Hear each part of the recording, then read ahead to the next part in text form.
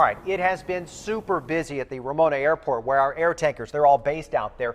Local crews have been helpful with the Blue Cut fire as well. And our 10 reporter Steve Fiorina tells us the pilots and the planes, they're recharged and they're ready to go once again. Steve. This tanker spent all day Tuesday up there fighting the fire, got back so late last night, didn't have time to spray clean the retardant that was left behind. Just too hectic here. They parked it.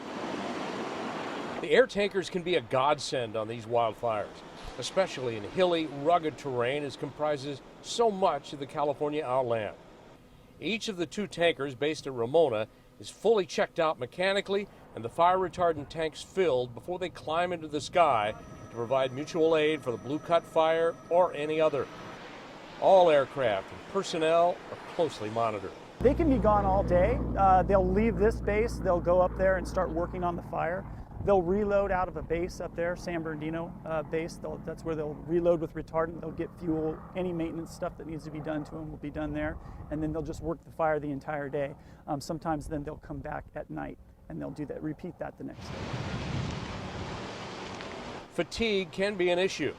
And there's always concern about new fires breaking out in the hot, dry landscape we call home.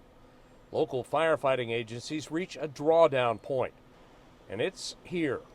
There are many firefighters, engines, and other equipment now up north, but not all. The home front needs protection too. A lot of them are here just in case something breaks down in San Diego.